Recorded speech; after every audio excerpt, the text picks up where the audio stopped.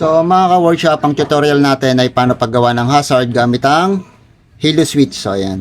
So madali lang naman ang paggagawa ng hazard, lalong-lalo na kung sa may mga idea na kung paano gawin to. So sa mga baguhan pa lang at gustong matuto sa pagdi-DIY sa paggagawa ng hazard, so panoodin nyo ang buong video to para makita nyo kung paano ang paggawa step by step nito sa ating motor. So ayan. So ang kailangan lang natin ay halo switch tsaka 2 pirasong diode. So ang diode na ginagamit ko ay 1 amps lang mga ka-workshop. So kung may 3 amps kayo, mas mabuti. So hanggang 3 amps lang, huwag na kayo gagamit ng mas malaki pang diode. So kung wala naman, itong 1 amps pwede na mga ka-workshop. So sa inyong halo switch mga ka-workshop, may mga wire yan. So depende na lang minsan yan sa klase ng halo switch na gagamitin nyo, kung alin ang common, alin ang normally open at ang normally close, at negative positive na color ng wire. Pero sa ganitong klaseng type ng halo switch na ipapakita natin dito o pinakikita natin sa video, yung kulay yellow dito mga ka-workshop, siya yung common o siya yung pinaka-source mga ka-workshop. Tapos yung kulay red, siya naman yung positive o yung nakakonect sa atin live wire. At yung kulay blue mga ka-workshop, tong dark blue, ito naman yung ground. At sa taas naman, yung kulay green, siya naman yung normally close. At yung kulay white, itong nasa gitna, siya naman yung normally open. So dito sa ating halo switch, hindi na natin gagamitin dito yung kulay green mga ka-workshop. So leave na natin yan. So isasama na lang natin yan kapag nilagyan nyo ng tape ang inyong ginawang hazard. So ang gagamitin lang natin itong kulay red, kulay blue, kulay yellow at saka color white. So dito sa color white, pagsasamahin nyo na sila mga ka-workshop, pagsasamahin nyo siya, yan. Tapos ididikit nyo yung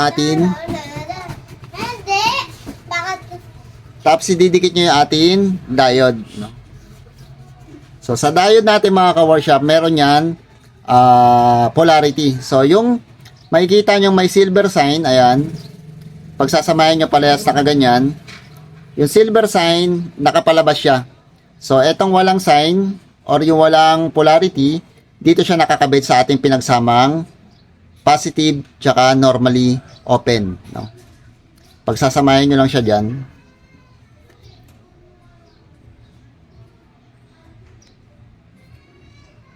So, mas maganda ito mga ka-workshop kung nakahinang, no?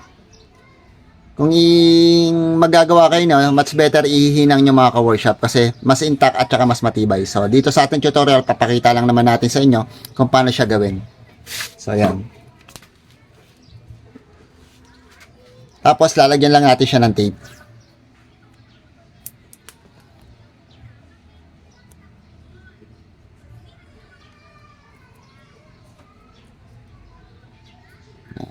So, makikita nyo, yung dalawang diode,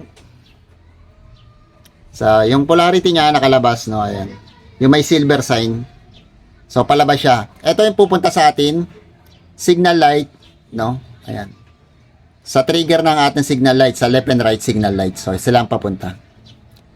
Tapos itong kulay yellow, ikakabit natin to sa source ng ating signal light.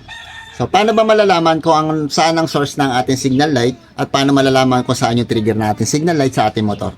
So, napakadali lang niya mga ka-workshop. Kung bago ka pa lang at hindi mo pa alam ang color code ng iyong motor, pumunta ka sa pinaka-switch ng iyong motor. Ayan.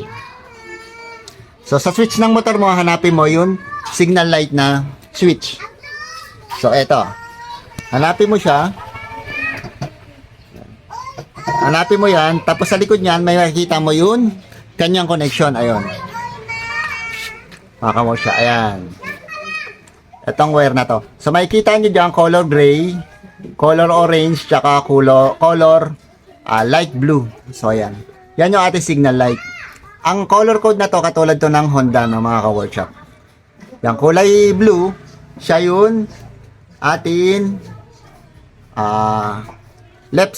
right signal light. Tapos yung kulay orange, siya yung left signal light. Tapos yung kulay gray, siya yung source. So, siya yung nagbibigay ng kuryente para may ilabas dito sa atin. Kulay light blue, tsaka kulay orange. So, yan. So, kung bago kayo, pwede nandito kayo mag-tap mga ka-workshop. Ilagay nyo lang dito yung common ng ating halo switch. Tapos, yung dalawang output na pinagsama natin na diode dito. So, itong dalawang diode, pwede nyo lang pagsama sila, ilagay nyo sa kulay orange, tsaka color light blue. Tapos yung kulay yellow, isama nyo na dito sa kulay gray. Tapos yung kulay blue ng ating halo switch, ito kulay blue yung ating ground, ilalagay nyo lang siya sa kulay green ng ating motor. So, dito. May mga green yan. So, dito kulay green na yan. Yung kulay green ng ating Honda ay yung negative yan, mga ka-workshop. So, pero ako, dito ko na siya ilalagay, mga ka-workshop. Sa pinakasakit. Yan. Nandito yung kulay orange at saka yung color light blue.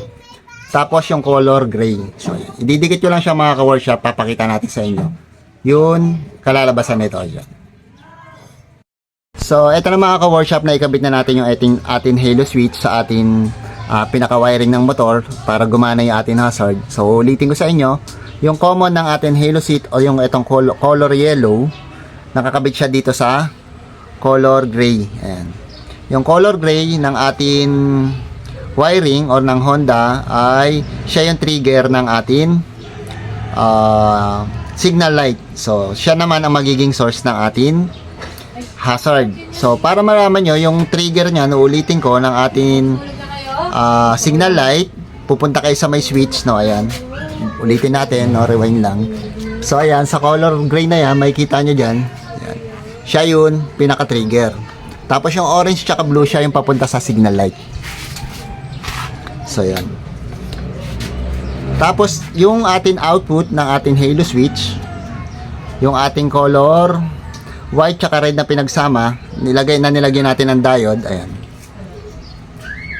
So, ayan, yung diode nakita nyo. Nakakabit yan dito sa white tsaka red. Nakalagay siya sa color orange tsaka color light blue, mga ka-workshop. So, ayan yung kanyang polarity ng ating diode. So, ayan, papunta sila sa ating wire. Yan, mga ka-workshop. Tapos yung color blue ng ating halo switch, ayan, color blue, siya yung negative, mga ka-workshop.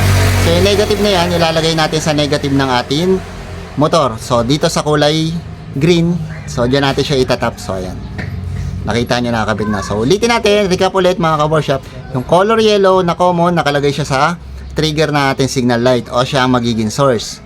So, itong red tsaka white, yung negative, yung positive at tsaka yung ating normally close, yung normally open tsaka yung ating positive, pag nagsama natin, nilagyan natin siya ng diode. Nakalagay naman siya dito sa atin output ng ating signal light, color light blue at saka color orange. Tapos yung color green ng ating negative sa motor, nilagay natin yung color blue. So yan, para umilaw yung ating halo switch once na nagsisignal light tayo. So, pakikita na natin sa inyo, kakabit lang natin yung ating signal light, yung ating signal light sa motor para matesting natin kung okay yung ating pagkakagawa ng ating halo switch na hazard light, mga ka-workshop. So, ayan na, mga ka-workshop, no, isa nga pala, may isa pa akong tips. Kung sakaling stock pa yung inyong rectifier, yung inyong flasher relay, kung never nyo pa napapalitan yung flasher relay ng inyong motor, papalitan nyo siya ng ganitong klaseng flasher relay, mga ka-workshop. Yun, electronic flasher relay, kasi mga ka-workshop, yung mga stock na flasher relay ng ating motor, ang kayang papaganahin lang na ilaw ay dalawang ilaw lang. So, kapag nagawa kasi kayo ng hazard, mga ka-workshop, kailangan 4 na ilaw na ang iilaw sa inyong motor. So, yung left and right, harap at likod, iilaw na siya. Kaya kailangan nyo magpalit ng flasher relay. So, ayan, mga ka-workshop, ulitin ko, kailangan nyo magpalit ng flasher relay na electronic types kapag gagawa kayo ng hazard sa inyong motor. Ngayon, isa pa, kung ang inyong indicator ng inyong hazard, ng inyong motor, indicator light ng inyong signal light ay isa lang, mga ka-workshop. Halimbawa, isa lang indicator light nyo dito. So, ang mangyayari niyan, hindi ilaw ang inyong indicator light. So, meron pa kayong gagawin na modification doon. Pero kung dalawa naman, so wala nang problema yan. Mag-iilaw siya ng ganyan. So, ayun lang, mga ka-workshop.